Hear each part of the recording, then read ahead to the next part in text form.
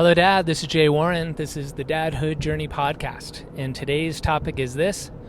I lost the kids. Let's do it.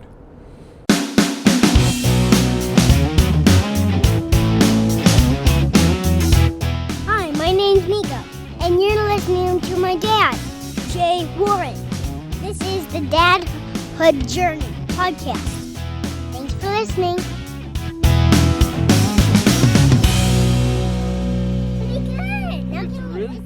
Yep.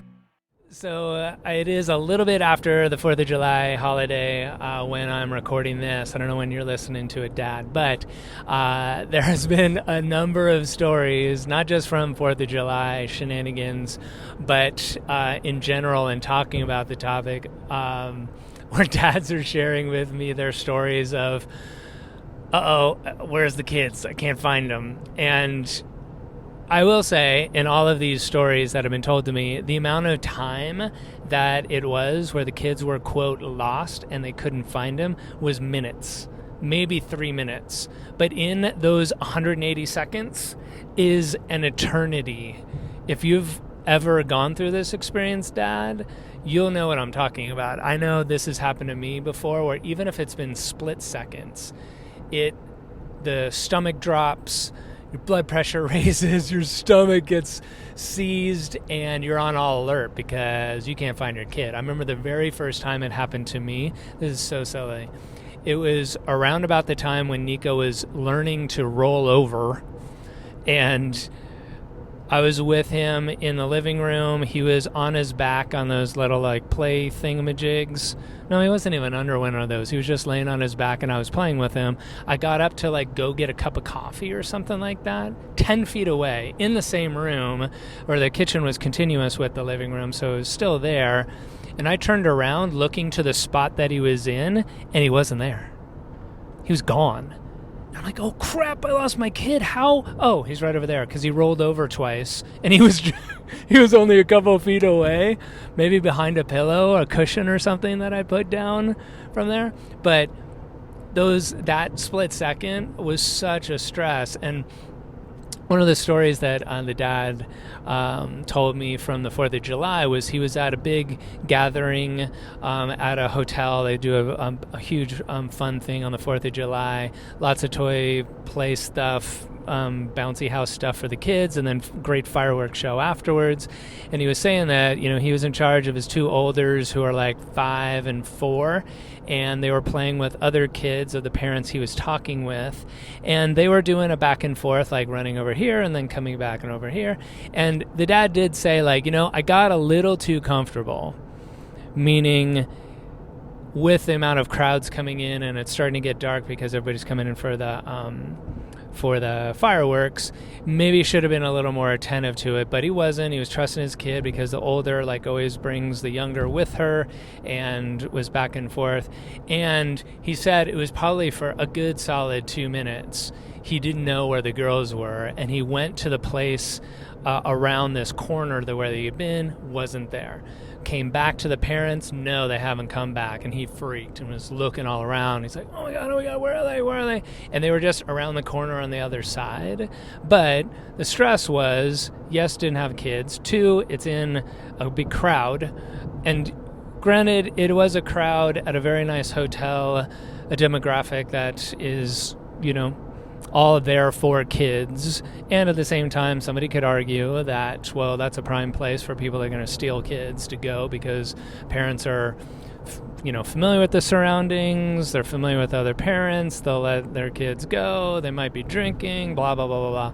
But anyway, they got the kids back. But that stress, and even him telling the story, he's kind of laughing about it, but you could see the stress coming back. And so there is, in that, what he was saying is, I got a little too comfortable. And so it was a learning lesson.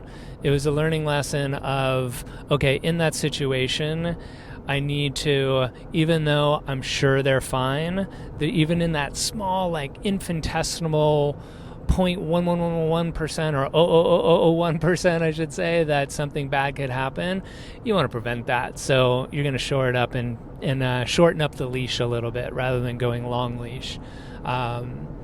this happened just a couple of weeks ago.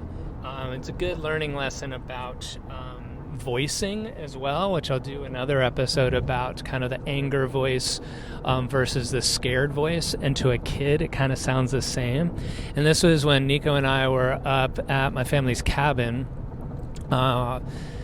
Layout of the cabin isn't really all that important. Suffice it to say, when you go outside, you can go down a couple steps, and on the side of the house, you walk around this little place, and underneath the deck, or underneath where the house is, I mean, I can fully stand up there. We were playing, like rolling pine cones down the thing, and setting a, quote, trap for the squirrels to see if we could capture one, was the activity of the day. But I was up on the porch, and Nico went around to go get something, and I'm like, okay, fine, go around. And in the time that he went around the house, he had a pine cone or something like that, and he dropped it, and it rolled down the hill, which was basically the driveway into the next neighbor's house, who we know and friendly and all. But he ran down the hill, and I didn't know where he was for a second. I'm like, Nico, and he's like, here I am, and he was down the hill a bit, and I got scared because I thought he was running down the hill away. And so I was like, Nico, get back here, and it freaked him out, and he got scared, and then he got mad, and that's what I've been noticing he does. Like when he gets reprimanded, like if left alone, he'll get mad. And so what happened was he ran back into the house, went into our room, the guest room where we stay, and hid underneath the covers because he didn't want to see me, he didn't want to talk to me. And in that time where he came back into the house, I didn't know where he was. So I went the other way, down the side of the house. He, I guess, went the other way, so we missed each other, and I couldn't find him. So I'm like, Nico, where are you? And I was scared because I didn't know where he was. And I thought he went down the hill. I checked real fast. He's not there. So I'm wondering where the hell he went. So I came back around, and I'm yelling, and he's not answering because he's mad at me. And he's like pissed that he's going to get in trouble or whatever he was thinking. But regardless, I then, almost in a way of like cops like clearing a house going in there, I'm like, all right, that's clear. This side clear, garage clear. And I'm like, all right, he's got to be in the house somewhere.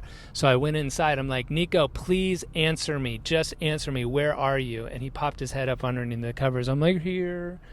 And I went to him and I said, gosh, I was so scared. Are you okay? And he's like, yeah, I'm okay, but you yelled at me and this and that. And you're angry and all of this stuff. And he was really upset. And I calmed down because I found him. And in my heart of hearts, I knew he wasn't lost. It wasn't like he tumbled down a hill or he got abducted or anything like that. But I didn't know where he was, and that was scary. And so, long story short, us working it out, the anger voice versus the scared voice, we talked about. As I said, I'll talk about that in another episode because I think it's important, kind of in that dad voice, to understand the power of it and the way they feel it. But we worked that out, and then I said, as scared as you are or angry at me, like, I need to know where you are. Like, as parents, we get scared, and we need to know where our parents are because we're in charge, and we love you, and we care for you, and we want to make sure you're safe, and that's a big job of ours, and we want to make sure we do it right. And so we came to an understanding about that. We'll see in the next weeks and months to reinforce that. But in that, like, I lost the kids, that stress is so overwhelming. It's so intense and does not feel good at all. So if you are like a long leash parent and you haven't felt that yet, it's invariably it's going to happen. Like, it happens that kids, they zigzag one way and you go the other way and you mismatch and you can't find them for a second, and it is stressful. So, but if you felt that, those are the times to like hopefully use it as a learning lesson to yourself to tighten things up. One point I will add on that the dad made is that in those times it's also important for the kids to learn to stay close and learn to check in and learn to tell you where you're going. So it's a teaching point for both the kiddo and for yourself, which I think is a good point as well. And that's kind of what I echoed with us Nico and I working it out after that cabin adventure. So take that to heart, Dad. If it hasn't happened to you, I'm sorry, but it's going to happen. But know that taking those measures, one, can help, and two, in the aftermath of it, in the teaching tools, like allow it to be something you reflect on, one, for yourself, and then two, for your kid as well. So until next time, Dad, take good care of yourself, take good care of your families, and we will connect on the next episode. Thanks for listening to that episode. Guess what? My dad just formed a new thing. It's called a Slack group. What's that? I don't know. But you can find more about it and join if you go to thedadhoodjourney.com. See you there. Thanks for listening. Bye-bye.